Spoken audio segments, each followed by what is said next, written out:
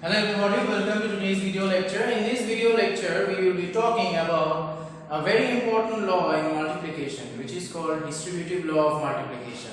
Now, what does this law say? We will take the example of a picture in order to understand this law. Let us suppose I have two numbers. The two numbers enclosed within parentheses or enclosed within bracket.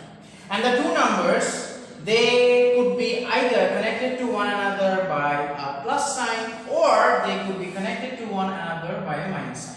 Either of them will work. Now, with this collection of two numbers, I multiply a number represented by a circle outside the bracket. Now, if we have a situation like this, what to do? Now, I would like to say at the very onset that this multiplication sign, it could be present or it could be absent. Even if it is absent, we assume that this number, this circle has a multiplication sign in front of it. So let me again repeat that. This multiplication sign in front of the number represented by a circle could be present or could be absent. Even if it is absent, I assume that there is a multiplication sign present.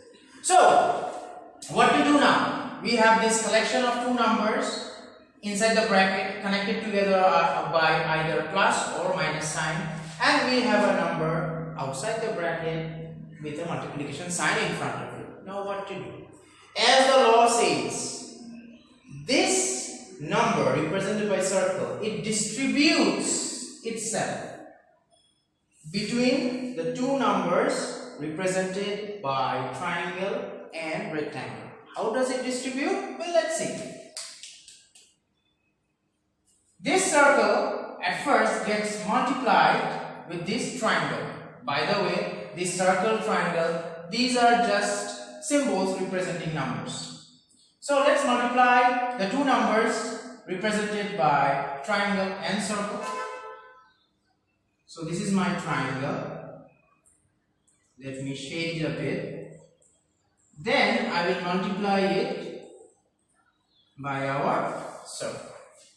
Second, what we will do? We will multiply the number represented by square and the number represented by circle. So let's do that. So this is my square. Let's shade it a bit. And afterwards we have the circle. So we have actually got two products. One represented by triangle and a circle. Another represented by square and a circle.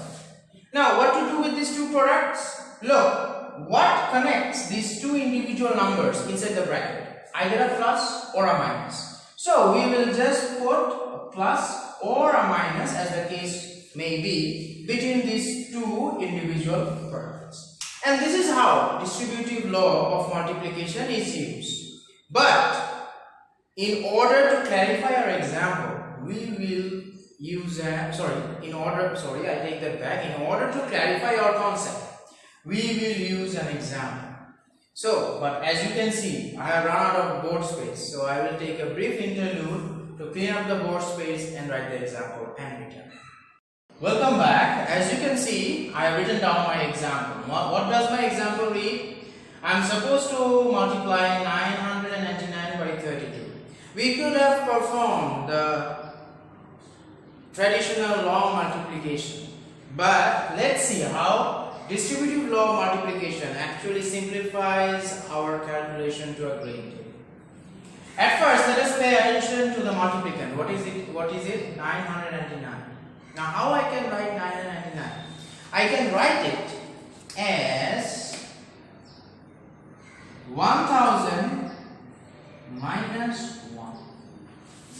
Isn't it? Because 1000 minus 1 gives me what? 999. Now, I have enclosed this difference within the parentheses in order to actually emphasize the fact that this is one whole number, namely 999.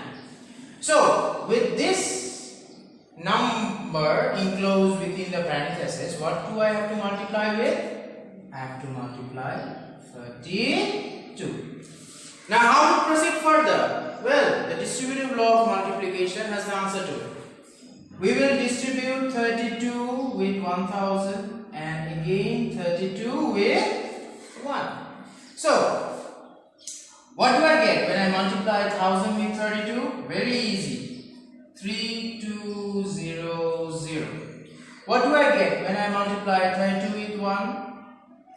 I get simply 32. Now, what sign, what operator sign connected our numbers 1001? Minus. So I will put a minus sign in between these two products. Now, after having given minus sign, what do I have to do? I have to actually carry out the subtraction. That is 3200 minus 32. So let's do a quick rough here. 3200 minus 32. What does it give us? 8713. So our final answer is 3178. Now you could have also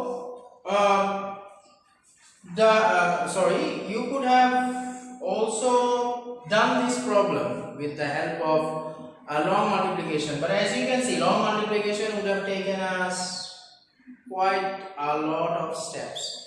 I would not have been able to reach this answer so easily. So distributive law of multiplication actually helps us to simplify calculation in this way. Now instead of a minus sign, I could also have a plus sign. Let us suppose if we were asked to multiply 1001 into 32.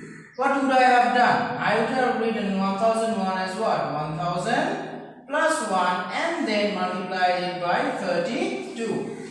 I will not solve this problem here. I will leave it for you to try.